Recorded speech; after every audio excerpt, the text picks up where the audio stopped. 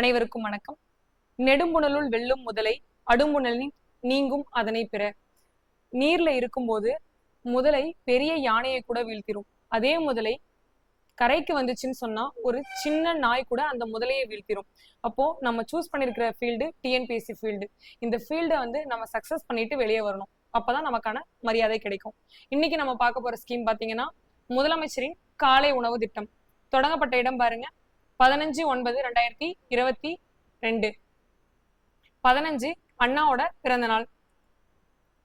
அண்ணா பிறந்த நாள் அன்னைக்கு தமிழக அரசால மதுரையில் இருக்கிற ஆதிமூலம் மாநகராட்சி பள்ளி இங்கதான் ஸ்டார்ட் பண்ணிருப்பாங்க. முதலமைச்சரின் காலை உணவு திட்டம் அதிகாரப்பூர்வமாக தொடங்கப்பட்டது. இதோட நோக்கம் பாருங்க, முதலமைச்சரின் காலை உணவு திட்டம் தமிழகம் முழுவதும் அனைத்து பள்ளி நாட்களிலும் 1 முதல் 5ஆம் வகுப்பு வரையிலான தொடக்கப்பள்ளி மாணவர்களுக்கு சத்தான காலை உணவை வழங்குவதை நோக்கமாக கொண்டுள்ளது. இந்த காலை உணவு வெளியிடுற அந்த அமைச்சகம் பாத்தீங்கன்னா சமூக நலத்துறை மற்றும் பெண்கள் மேம்பாட்டு அமைச்சகத்தின் கீழே வருது. தகுதி வரம்பு: இந்த திட்டத்தின் கீழ் வழங்கப்படும் சத்தான காலை உணவை அரசு பள்ளிகளில் பயிலும் தொடக்க பள்ளி மாணவர்கள் அனைவரும் பெற தகுதியுடையவர்கள் ஆவர். அதுதான் 1 to 5th வரைக்கும் படிக்கிறவங்க. முக்கிய அம்சங்கள் பாருங்க, ஊட்டச்சத்து மிகுந்த காலை உணவு பள்ளி குழந்தைகளோட ஊட்டச்சத்து உட்கொள்ளலை அதிகரிக்க சமச்சீர் மற்றும் உள்ளூர் உணவுகளை வழங்குகிறது. சத்தான உணவை கொடுப்பாங்க. இலக்கு விநியோகம்: இது அதிக இரத்த சோகை விகிதங்களை கொண்ட மாவட்டங்கள் மாநில சமச்சீரான வளர்ச்சி நிதி SBGF தரவு மூலம் அடையாளம் காணப்பட்ட தொலைதூர கிராம பகுதிகள் மற்றும் குறிப்பிடத்தக்க அளவில் பழங்குடி மக்கள் வசிக்கும் பகுதிகளில் ஆரம்பத்தில் செயல்படுத்தப்பட்டது. அப்போ ஆரம்பத்துல பழங்குடி மக்கள் வசிக்கிற பகுதியில ஸ்டார்ட் பண்ணியிருக்காங்க. உடல் ஆரோக்கிய நன்மைகள்: மேம்பட்ட ஆரோக்கியம் மற்றும் அறிவாற்றல் வளர்ச்சிக்கு பெரும் பங்களிக்கிற வகையில் ஒவ்வொரு காலை உணவிலும் ஆற்றல், புரதம், கொழுப்பு, இரும்பு மற்றும் கால்சியம் போன்ற அத்தியாவசிய ஊட்டச்சத்துக்கள் உள்ளன. இந்த ஆற்றல்கள்லாம் இருக்கிற இந்த ஃபுட்டை சர்வ் பண்ணுவாங்க. இதுக்கான பட்ஜெட் ஒதுக்கீடு பாருங்க. சத்தான உணவுகளை நீடித்த மற்றும் நிலையான முறையில் வழங்குவதை உறுதி செய்வதற்காக இத்திட்டத்தை செயல்படுத்த 33.56 கோடி ஒதுக்கீடு செய்யப்பட்டுள்ளது. படிப்படியான அமலாக்கம்: அடிப்படையில் பல்வேறு மாவட்டங்கள் மற்றும் பள்ளிகள் முழுவதும் ஒவ்வொரு கட்டங்களாக இது செயல்படுத்தப்படுகிறது.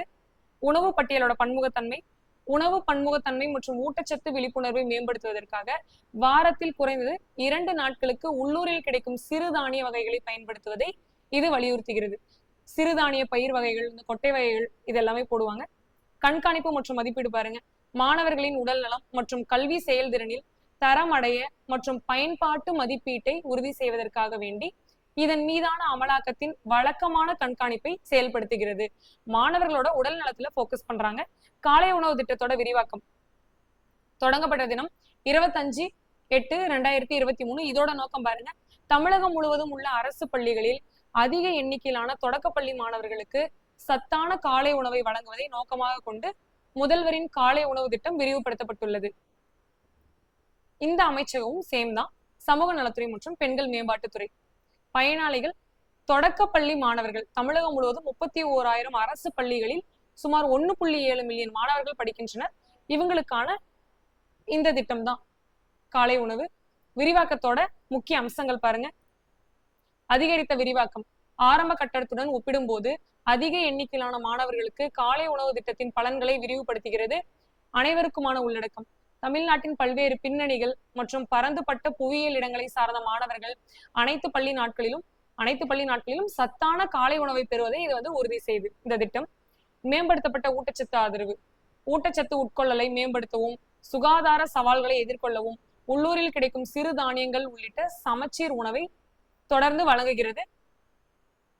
சமூகத்தின் மீதான தாக்கம்: இது மாணவர்கள் மற்றும் அவர்களது குடும்பத்தினரிடையே சுகாதார விழிப்புணர்வு மற்றும் உணவு பன்முகத்தன்மையை ஊக்குவிக்கிறது.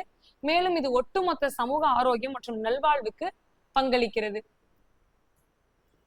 இது எங்க விரிவாக்குனாங்கன்னு பாத்தீங்கன்னா, துவக்கம் முதல்வர் மு க ஸ்டாலின் நாகப்பட்டினம் மாவட்டம் திருக்குவளை ஒன்றிய நடுநிலை பள்ளியின் வரலாற்று சிறப்பை வலியுறுத்தி திட்டத்தின் விரிவாக்க பணியை தொடங்கி வைத்தார்.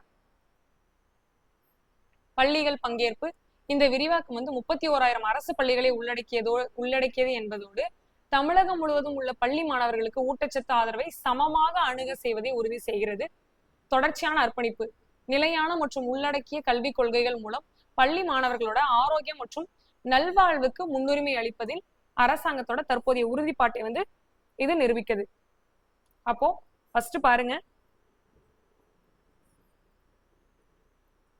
விரிவாக்கம் ஃபர்ஸ்ட் ஸ்டார்ட் பண்ணது அப்படின்னு சொன்னா அண்ணாவோட பிறந்த நாள் அன்னைக்கு. அடுத்ததா விரிவாக்கம் பண்ணது 25 ஆகஸ்ட் 2023 முதல் கட்டமா விரிவாக்கம் பண்ணது. எங்கன்னு பாத்தீங்கன்னா திருக்குவளை நாகப்பட்டினம் டிஸ்ட்ரிக்ட். இது வந்து அனைத்து அரசு தொடக்க பள்ளிகள்லயும் ஸ்டார்ட் பண்ணாங்க. தொடக்கப்பள்ளி. ரெண்டாவது கட்டமா பாருங்க, ஜூலை 15 2024 ஜூலை 15 காமராஜரோட பிறந்த நாள் அன்னைக்கு கீழச்சேரியில திருவள்ளூர் டிஸ்ட்ரிக்ட்ல ஊரக பகுதிகளில் இருக்கிற அரசு உதவி பெறும் எய்டட் ஸ்கூல், அரசு உதவி பெறும் பள்ளிகள், தொடக்க பள்ளிகள்ல ஸ்டார்ட் பண்ணிருப்பாங்க. அடுத்ததான் மூன்றாவது கட்டமா பாத்தீங்கன்னா 26 ஆகஸ்ட் 2025 முதல் கட்டம்னு பாத்தீங்கன்னா 25 ஆகஸ்ட், ரெண்டாவது கட்டம் ஜூலை 15 2024, இது 23. அடுத்ததான் 2025 ஆகஸ்ட் 26 புனித சூசையப்பர் நகர்ப்புற பகுதியில் இருக்கிற அரசு உதவி பெறும் பள்ளிகள். இது கிராமப்புறம், இது வந்து நகர்ப்புற பள்ளிகள்.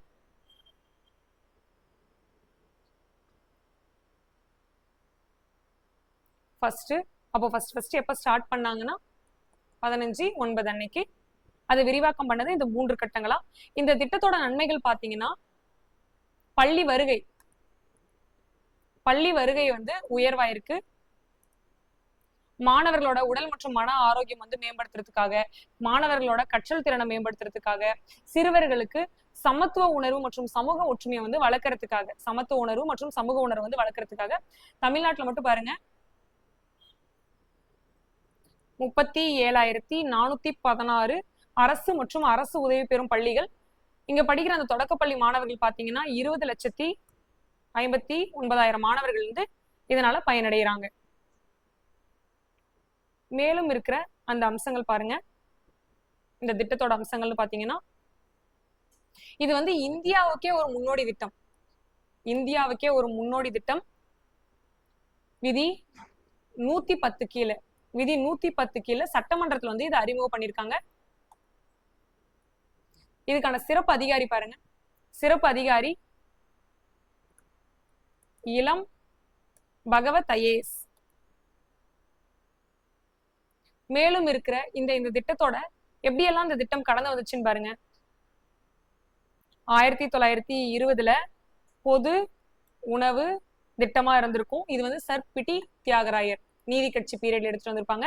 அடுத்ததான் 1957 இலவச மதிய உணவு திட்டமா இருந்திருக்கும், காமராஜர் எடுத்துட்டு வந்திருப்பாரு. அடுத்ததான் 1982 மதிய உணவு. இந்த மதிய உணவுன்றது சத்துணவா மாத்திருப்பாரு எம்ஜிஆர். சத்துணவா மாத்தினவர் எம்ஜிஆர்.